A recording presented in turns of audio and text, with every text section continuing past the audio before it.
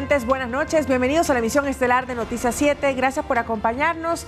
Síganos en el telégrafo.com.es, ecuadortv.es, en el dial de Pública FM, a través de nuestras redes sociales y en sus pantallas aparece un código QR. Los invitamos a escanearlo para que puedan acceder a toda la información del telégrafo digital. Nuevamente, bienvenidos. Aquí iniciamos.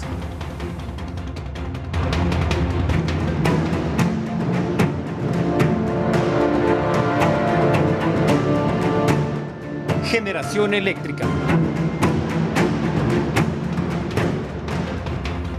El presidente de la República, Daniel Noboa, anunció en Manabí que este jueves 17 de octubre se presentará el cronograma de racionamientos de energía previstos para las siguientes 3 semanas.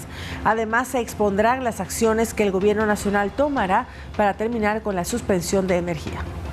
Mañana, en la noche, comunicaremos los horarios de racionamiento eléctrico en las próximas 3 semanas. También comunicaremos al país cuáles son las acciones urgentes que estamos tomando para que estos apagones ya se acaben lo antes posible. Nosotros debemos de tomar la decisión más rápida, la decisión más urgente y la que beneficie a la gente lo antes posible.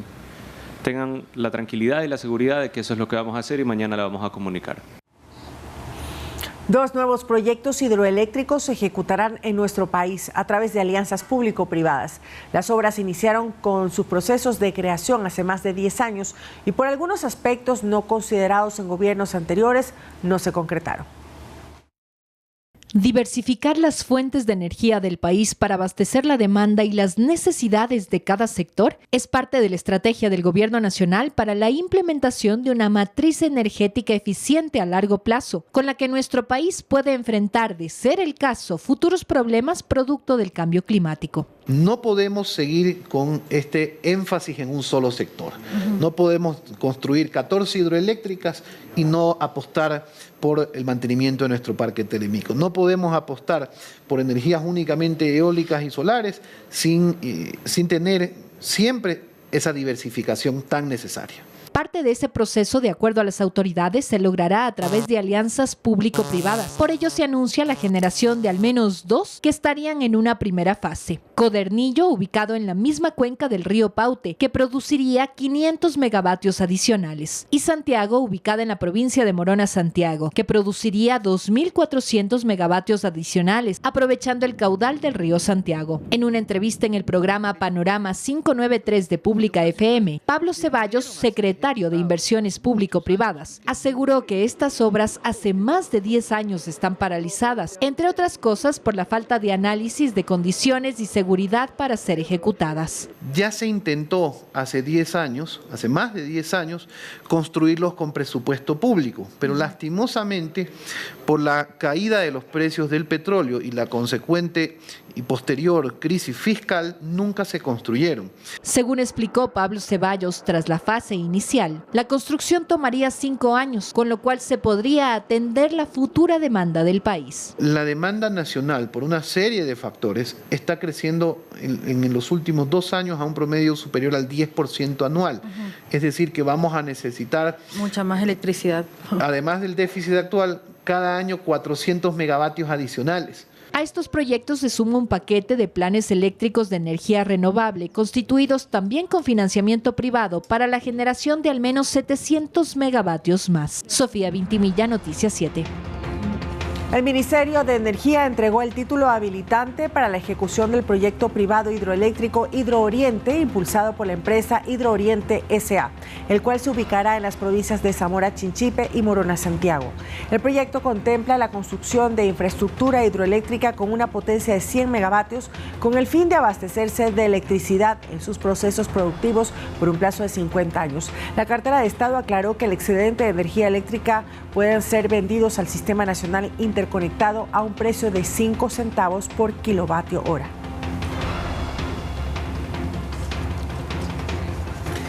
La ministra de Energía, Inés Manzano, se refirió a la desconexión del sector minero a la Red Nacional de Electricidad, lo que ayudará a disminuir la demanda.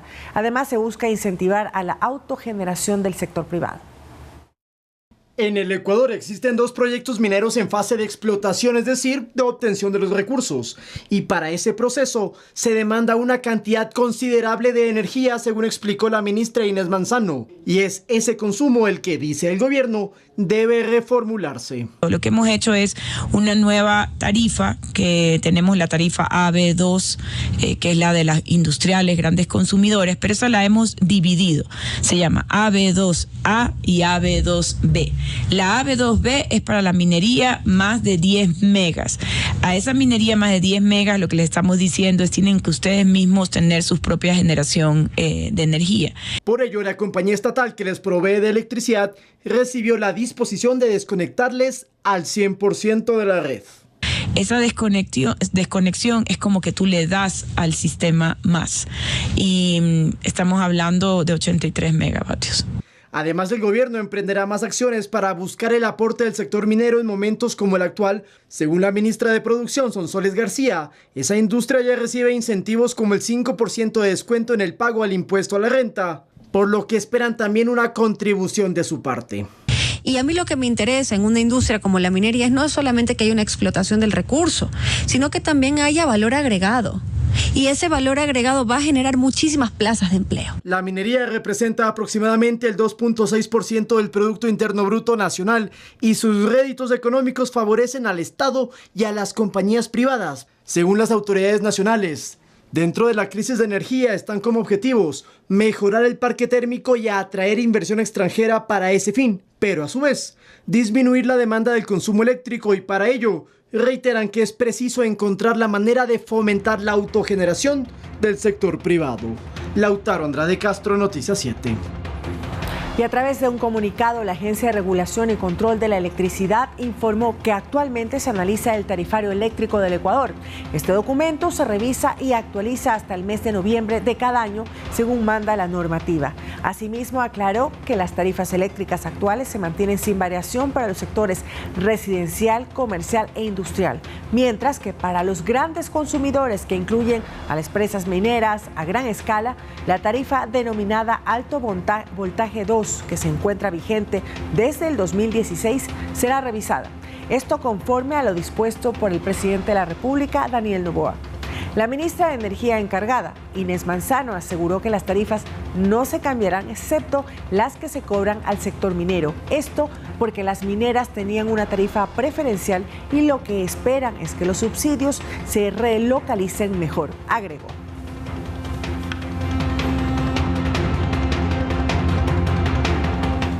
La Comisión de Desarrollo Económico de la Asamblea espera aprobar este jueves a primera hora el informe para primer debate del proyecto de ley que promueve la inversión privada en proyectos de generación eléctrica, los que fueron enviados por el presidente Noboa con el carácter de urgente en materia económica. El documento establece, entre otras cosas, un mecanismo más corto y seguro que permita atraer la inversión privada por un techo que supere los 100 megavatios establecidos en la propuesta original. Esto dependiendo del portafolio que tenga el Ministerio de Energía, que busque concretar proyectos por más de 5.000 megavatios. El primer debate de este proyecto dependerá del día y la hora en la que la presidencia de la Asamblea lo disponga. Tiene que ver más con dar garantía, seguridad jurídica para la inversión privada. Es lo que debemos hacer, porque si nosotros no damos opciones de que se vuelva atractivo la inversión privada para energías renovables, para energías limpias, la gente no va a venir a invertir. Si nosotros estamos con una inestabilidad, si un día decimos 10 megavatios, al siguiente día decimos 50, hoy se pone 100, y si el próximo año dice no queremos que sean 100, sino 500 megavatios. Aquí el asunto es eminentemente técnico, no es asunto coyuntural de decir voy a quedar bien con el país porque hoy estoy tomando una decisión que supuestamente beneficia.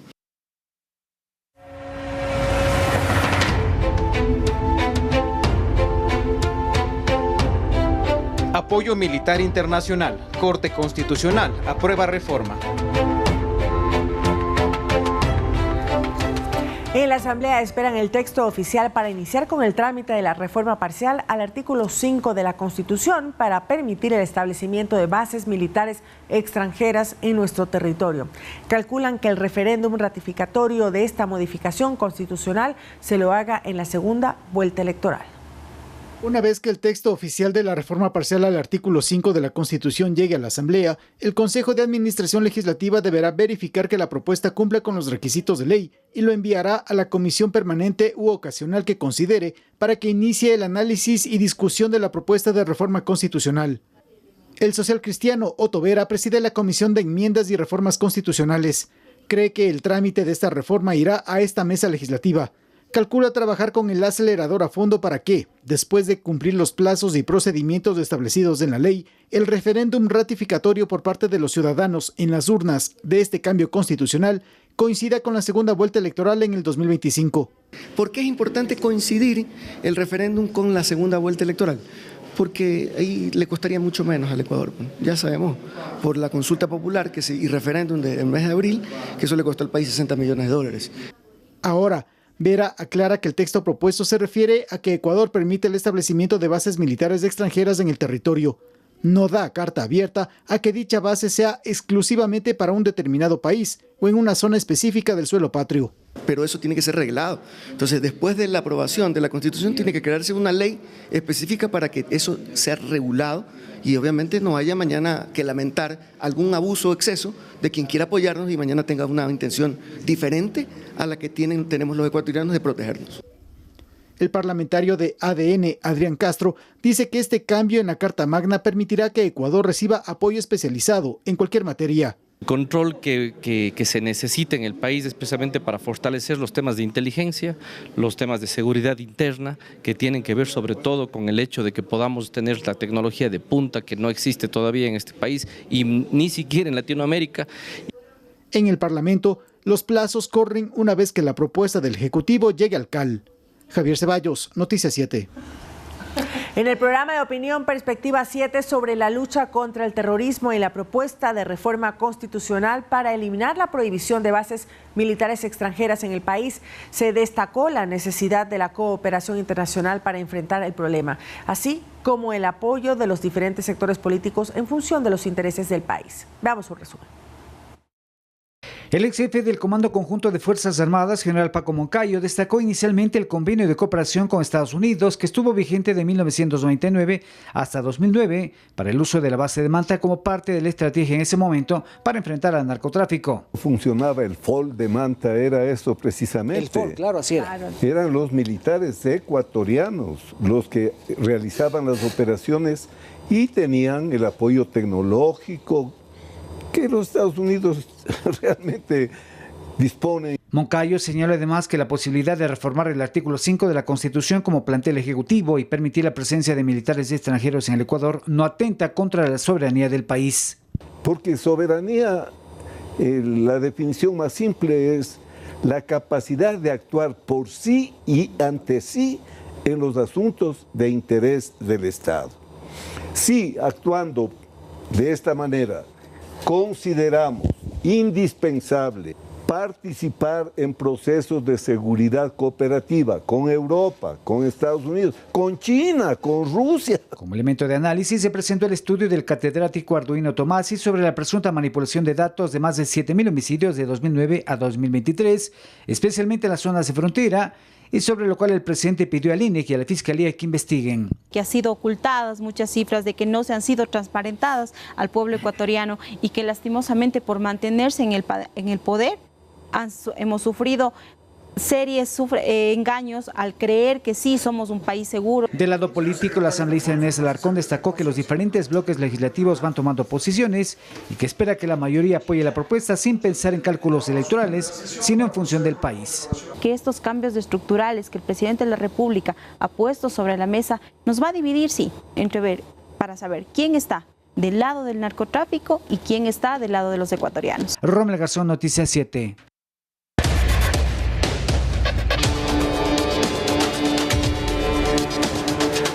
Guerra contra el terrorismo. El jefe del Comando Conjunto de las Fuerzas Armadas reveló que los operativos para erradicar los cultivos de hoja de coca están en marcha. En días pasados, el presidente de la República, Daniel Noboa, reveló que en el país existirían 2.000 hectáreas de sembríos ilícitos. El hallazgo de plantaciones de coca en Ecuador anunciado por el presidente Daniel Noboa levantó alertas. Estados Unidos confirmó que hizo un informe con imágenes satelitales para que Ecuador tome acciones contra el narcotráfico. Se estima que estas plantaciones iniciaron hace aproximadamente 3 años, basado en informes de expertos. Sucumbíos, Carchi y Esmeralda serían las 3 provincias fronterizas donde estarían las 2.000 hectáreas de coca, materia prima para la elaboración de clorhidrato de cocaína. Un mensaje para todos los grupos narcoterroristas: no nos vamos a hacer de la vista gorda. El pasado les abrió las puertas para que nos convirtamos en un país productor. Hoy estamos encargándonos de cerrárselas. Vamos por su financiamiento. El jefe del Comando Conjunto de las Fuerzas Armadas Accidental reveló que las patrullas militares detectaron el pasado 12 de octubre en el límite político internacional con Colombia un sembrío ilícito que fue erradicado. Se efectuó la destrucción de 2.5 hectáreas de coca. El alto oficial informó que han empezado el proceso de destrucción de los sembríos ilícitos y que en la zona fronteriza operan varios grupos ilegales. Las Fuerzas Armadas en estos momentos se encuentran en el rastreo de toda la zona fronteriza con la finalidad de determinar la existencia y, en caso de encontrar áreas destinadas al cultivo de coca, a la destrucción de las mismas. En este 2024, a lo largo de la frontera norte, las operaciones militares han permitido la destrucción de varios laboratorios de cristalización de droga. Iván Casamen, Noticias 7. 2.000 hectáreas de coca en el país es una cifra de la que no se había escuchado anteriormente. Veamos el equivalente de esa extensión con ejemplos. 2.000 hectáreas, ¿cuánto es? Para que entendamos bien la magnitud de esa cantidad de hojas de coca que se encontraron en nuestro país, vamos a imaginariamente unirlas todas en un solo grupo, en un solo lugar, y ahora las vamos a comparar con la extensión de, por ejemplo, una isla como la isla de Baltra, donde se encuentra el aeropuerto más cercano a Santa Cruz en Galápagos, que tiene aproximadamente un poco más de 2.000 hectáreas. Otro ejemplo podría ser la parroquia de Cumbayá en Quito, que también nos sirve de referencia. Es la misma cantidad, 2.000 hectáreas y un poco más. Y si hablamos de municipios, el cantón La Libertad en la provincia de Santa Elena también tiene la misma dimensión. 2.000 hectáreas de coca sería como si multiplicamos, por ejemplo, al centro histórico de Quito por 5 ocasiones. O vamos a Guayaquil. Si multiplicamos la isla Mocolí, ¿en cuántas veces? En 7 veces, esos son 2.000 hectáreas. Y vamos un poco más allá. El Malecón 2000, el Malecón Simón Bolívar, 100 veces. Y si usted quiere saber, 2.000 hectáreas, ¿cuántos estadios de fútbol son? Vamos a ponerlo en pantalla. Son aproximadamente 2.800 escenarios. Esa es la cantidad de plantaciones que se hallaron ¿en dónde? En la frontera norte de nuestro país y están en proceso de destrucción para evitar que nos convirtamos en un país productor de la materia prima para la droga. Más información, amigos. La denunciante por el delito de traición a la patria al expresidente Rafael Correa espera que el caso avance para que el exmandatario sea llamado a juicio, según manifestó en una entrevista con Noticias 7. Al ex jefe de Estado lo acusan penalmente por sus declaraciones en contra del Ecuador. Este miércoles se cumplió un paso más dentro de la indagación previa que realiza la Fiscalía por el supuesto cometimiento de traición a la patria que habría efectuado el expresidente Rafael Sea al solicitar sanciones contra el país por la captura de Jorge Glass en la Embajada de México en Quito. El exmandatario fue convocado a rendir desde Bélgica vía telemática su versión libre y voluntaria de los hechos que le imputan por las declaraciones que dio en abril a medios internacionales. Hago el pedido a Europa y al mundo para que haga las presiones políticas, judiciales que sean necesarias. La diligencia fue reservada y quien lo denuncia, pero a título personal, es la ministra del Trabajo, Ivonne Núñez. Yo, como denunciante, ya rendí mi versión libre y voluntaria y le he solicitado al señor fiscal varios impulsos fiscales. Él los ha cumplido, de igual manera ha cumplido de oficio la solicitud de peritajes informáticos. Todos estos insumos le permitirán al fiscal decidir si solicita ante la Corte de Justicia la apertura de una instrucción fiscal. Para Núñez, la acusación contra el exmandatario está justificada. Nadie puede generar pánico, sobre todo a la fuerza policial y a las Fuerzas Armadas que se encontraban en ese momento, como se encuentran en la actualidad, en las calles. Creo que evidentemente configura el delito de traición a la patria. El COIP tipifica la traición a la patria con pena privativa de libertad de hasta 13 años. No es un delito que se puede juzgar en ausencia, es decir, para llegar a la etapa de la condena. Mi pretensión es llegar a la etapa de juicio y que él sea llamado a juicio. Rafael C. se encuentra en el exterior desde que culminó su periodo presidencial y está en calidad de prófugo para la justicia ecuatoriana por la sentencia pendiente de 8 años de cárcel al ser declarado culpable de cometer cohecho en el caso Sobornos 2012-2016. Lautaro Andrade Castro, Noticias 7. Este jueves se conocerá si el juicio político a la ministra del Interior continúa en el Pleno o se lo archiva de manera definitiva. Esta decisión la deberá tomar la Asamblea con la mayoría simple de los legisladores presentes en la sesión. En la Asamblea nada está dicho ni asegurado para cualquiera de las dos opciones. Asambleístas de diferentes bancadas legislativas definirán hasta este jueves, poco antes de la sesión, el concretar o no sus votos. Por ahora todo es hermetismo y ambigüedad en sus respuestas al ser consultada su posición respecto a esta interpelación, ya que argumentan depender de la decisión del bloque del cual forman parte. Deberemos ser respetuosos del procedimiento legislativo interno enmarcado en la Ley Orgánica de la Función Legislativa, escuchar a la señora ministra y el Pleno de la Asamblea tomará una decisión. Si es que existen otro tipo de argumentos que se está escuchando, no tenemos pruebas, sobre la Embajada de México, tendremos que revisar muy minuciosamente. En cambio, otros exponen su postura personal. El legislador social cristiano Vicente Tayano considera que no es oportuno que el juicio político a la ministra Palencia siga. Pero tenemos que sintonizarnos con lo que el país espera. El país espera de esta asamblea trabajo de conjunto, no más diferencias con el Ejecutivo. Creo que tenemos que ejercer responsablemente la facultad de fiscalizar y exigir efectivamente que desde el Ministerio del Interior se hagan los cambios, se tomen las decisiones adecuadas. Este jueves, el Parlamento solamente decidirá sobre la continuidad del juicio o su archivo de manera definitiva. Para ello, la Asamblea requiere mayoría simple, es decir, la mitad más uno de los parlamentarios asistentes a la sesión. Si hay los votos para que la interpelación prosiga en una próxima convocatoria, los asambleístas interpelantes Paola Cabezas y Leonardo Berresueta de la Revolución Ciudadana, al igual que la ministra del Interior, deberán presentar sus pruebas de argumentos de cargo y de descargo. Luego se abrirá el debate para que los 137 legisladores se pronuncien sobre lo expuesto. Para una posible censura y destitución de la ministra se necesita mayoría calificada, es decir, 92 votos. Javier Ceballos, Noticias 7. La Comisión de Seguridad de la Asamblea Nacional lleva a cabo el proceso de fiscalización sobre una posible manipulación del sistema de los datos de homicidios entre el 2008 hasta el 2023. Esa mesa legislativa recaba información para contrastar los datos de homicidios, muertes violentas de intención no determinada, tasas de tráfico de menores y desaparición de personas. Esta investigación se da tras la publicación de un presunto encubrimiento estadístico de más de 7.700 homicidios durante el mandato presidencial de Rafael Correa bajo la figura de muertes indeterminadas.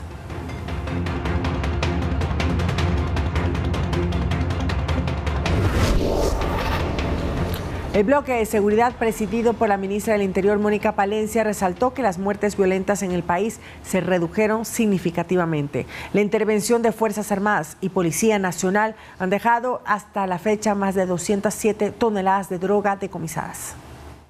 En rueda de prensa del bloque de seguridad que se desarrolló en Manta, la ministra del Interior, Mónica Palencia, indicó que existe una reducción del 17.5% de homicidios intencionales a nivel nacional entre el 1 de enero al 13 de octubre del 2024.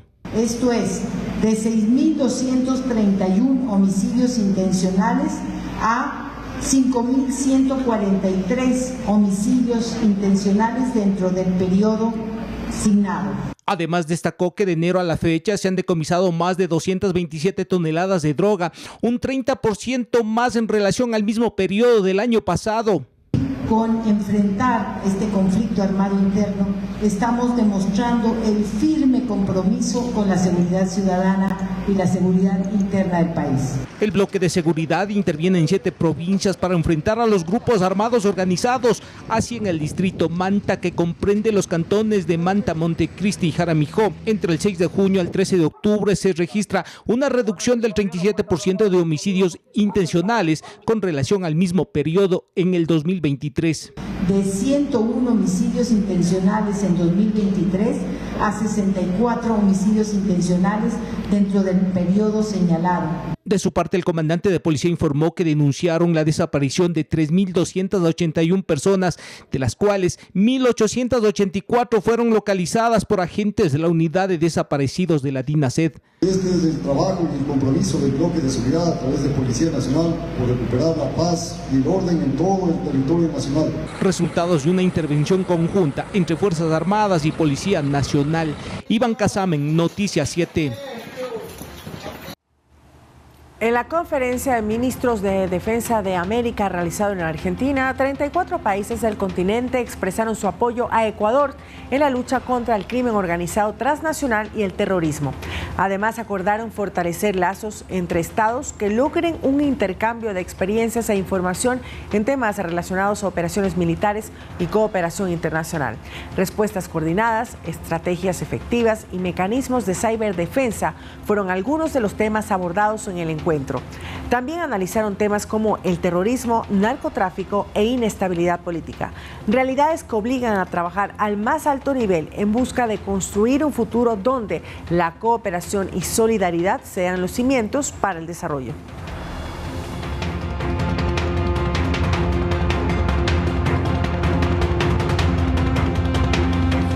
El Ministerio del Interior, Ministerio de Telecomunicaciones y Arcotel firmaron un convenio para inhabilitar la señal de radios, celulares e internet en las penitenciarías del país. Además, se identificará si hogares o negocios cercanos a las cárceles brindan señal de Wi-Fi a los privados de libertad. Una de las consignas del gobierno de Daniel Noboa es la lucha contra el crimen organizado. Por ello, tanto la policía como Fuerzas Armadas han trabajado para retomar el control de los centros de privación de libertad.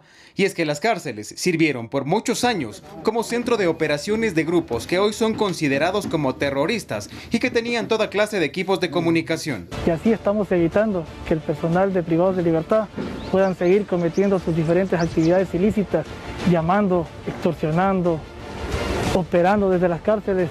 Por ello, el Ministerio del Interior, Ministerio de Telecomunicaciones y la Arcotel firmaron un convenio por 5 años para inhabilitar la señal de todo tipo de comunicación, como radios, celulares e internet, de las cárceles del país. A través de este convenio, el Ministerio del Interior recibirá información actualizada y en tiempo real sobre el estado de los servicios de telecomunicaciones en las cárceles, lo que permitirá ejecutar el control. Es un compromiso por promover esa seguridad integral, que deje de ser los centros de privación de libertad centros de mando operacional del crimen organizado. Pero no solo se retirará la señal al interior de las cárceles, sino también se identificará si hogares o negocios aledaños brindan señal de wifi a los privados de libertad. Es necesario verificar si, por ejemplo, un hogar que está consumiendo mucho más allá del internet que normalmente una familia con 4 personas, 4 dispositivos consume, y esto es lo que buscamos nosotros neutralizar o reducir, de tal forma que todo el entorno también tenga este control. Esto es lo que las autoridades llaman zona de seguridad, pero ¿a cuánta distancia de cada cárcel se implementarán estos cercos? Cada uno va a hacer un análisis independiente para que así las instituciones que somos encargadas del control podamos establecer el perímetro de regulación. Esto será factible tras el monitoreo que realizará la Arcotel. Estas acciones se dan en el marco del decreto 218, donde el jefe de Estado reconoce la existencia de un conflicto armado interno en el país. Edison Saavedra, Noticias 7. Una funcionaria de la Agencia de Regulación, Control y Vigilancia Sanitaria fue agredida durante una visita de control a un local comercial en el sector de La Alborada, al norte de Guayaquil. En el video publicado se puede observar al representante del negocio empujar a la funcionaria para sacarla de las instalaciones.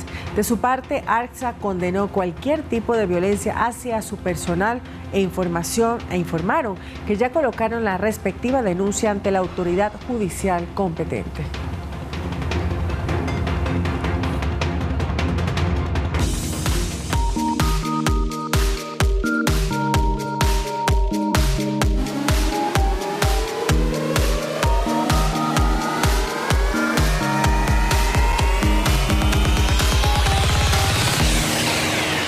La rehabilitación de la vía Manta-Rocafuerte estará lista los primeros días de noviembre, así lo anunció el presidente Daniel Noboa. La obra al momento tiene un 86% de avance.